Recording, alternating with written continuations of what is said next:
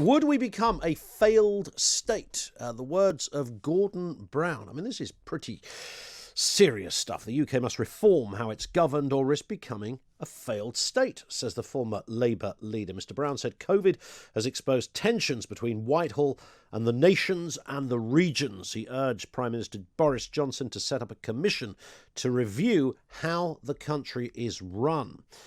Polls, of course, have suggested that Scottish independence, potentially also a vote in a similar territory in Wales or Northern Ireland, would favour independence for those areas. Why would anybody want to carve up the UK? 0344 499 1000. I've always found the argument a bit even before Brexit, I thought the argument was a bit strange that the Scottish nationalists, in particular Nicola Sturgeon, and prior to her, Mr Salmon, would often make this point about how do they know, that phrase, down there in Westminster, how do they know down there in Westminster what is going on up here? Exactly the same claim somebody in Cornwall could make, by the way. You know, it's just a distant, wherever the capital city is, it's sure to get a royal pounding every now and again by dint of its very existence. That's just kind of how it is. What do they know down there in Westminster about how to run things up here in Scotland seemed to be the thing. But quite happy to defer to more of a bureaucratic mandate from Brussels over Westminster. Of course, it was never, when it comes to the Scottish nationalists, an issue about real independence or the intelligent arguments about breaking away from the Union. This was just basically an anti-English thing. And that fight has been at play for hundreds of years.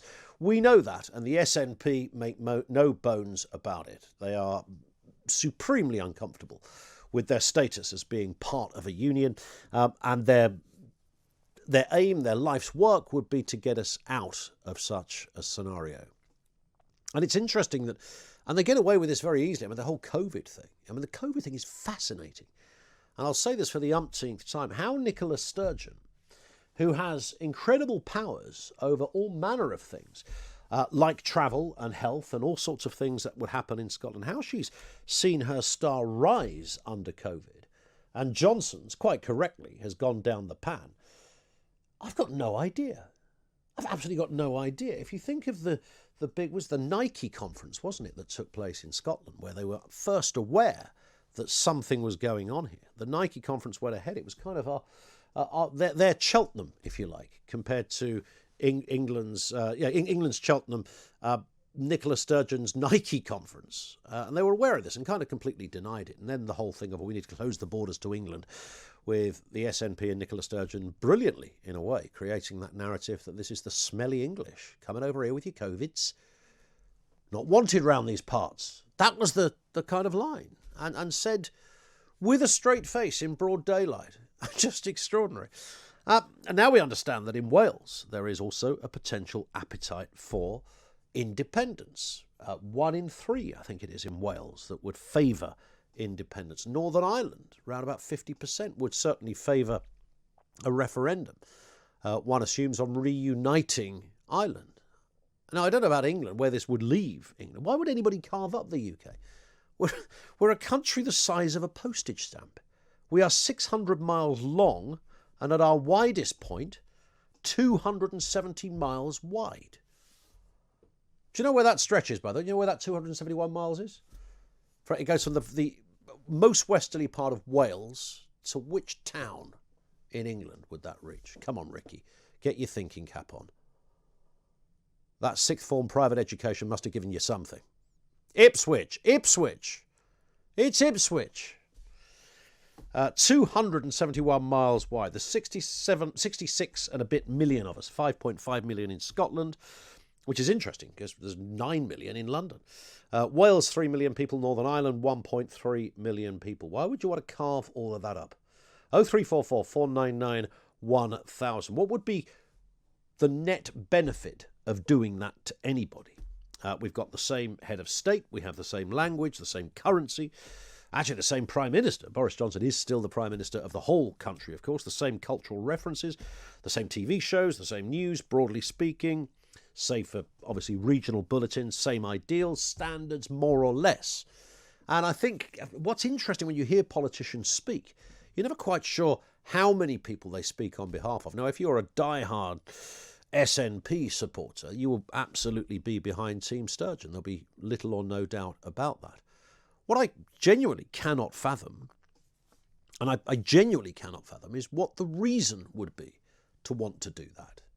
Now, if you're disgruntled with Brexit and you're seeing this whole thing as an absolute disaster, that could be your reasons now, but not really an authentic argument, bearing in mind that the SNP have been arguing this way before Brexit. So slightly disingenuous to sort of blame it at the foot of that. But I mean, that would have a bearing or a sway perhaps on where we are at the moment. But just in terms of carving up the United Kingdom, Wales a separate principality, Scotland a separate place, England a separate place, Northern Ireland part of a united Ireland, you'd have to reasonably argue that of all the unfathomable, that makes a little more sense to some, unless you feel very strongly, of course, in the other camp, then you wouldn't entertain the idea. Some of the most pro-British voices I've ever heard in my life have been from Northern Ireland, and we know the history that would have galvanised that view in many. 0344 499 1000. Carving up a place this big, for what purpose, to what end? What is the net benefit of doing that? Would that not seem a little daft? Could Wales seriously go in alone? Completely autonomous? In any respect, the Barnett formula completely out the window at the moment. 16 billion quid goes to Wales, 32 billion in Scotland. And of course, on top of all of that, you know, your own current situation, and that's worth noting as well, is that there are already alterations to certain Westminster procedures that take place in all of those regions. 0344 499 1000. I'm just intrigued as to what the benefit would be. And the whole Better Together, which I think was probably 2014, the last referendum on Scottish independence, which was lost. I think Better Together was probably the mantra for that. It's interesting. So you have the sort of Alex Salmons of this world. Who's that absolute royal airhead down there in Ian Blackford? Man alive. You know what a bad politician looks like? Ian, just point to kids should be taught that. Should be a big poster at school. After they've gone through Boris Johnson and Gavin Williamson, they should say, look, here's another. Ian Blackford, he's on the list as well. Absolutely surplus to political requirements. And there are many of them, those voices. But the Better Together thing, surely by any measure, any intelligent economic, cultural measure, then a country our size to be one united kingdom would work. And so much of this is based, of course, on history. Much of it is based on the down there in London scenario, even though that's a situation, as I said at the top, that anybody could make across the country. And I think I've told this story before, but when Holyrood first opened, I can't remember the year that the Parliament in Holyrood first opened, I was on TalkSport at the time, and I remember doing a programme where we kind of we put the question out there that if you're in Scotland, is that fantastic that after years of trying to get a proper recognised administrative HQ, a political home in a proper parliament, Holyrood's finally built? And the first call I took was a woman from Dundee. And I said, is this good news? And she said, what do they know down there in Edinburgh? What's going on here in Dundee? Bingo! The whole thing starts again. So it's an anti-intellectual nonsense argument that gets thrown out of there just based on where you think the seat of power is. People will always speak to somebody in the south of France. They'll say to you, what do they know up there in Paris? What goes on down here? It's the same deal across the world.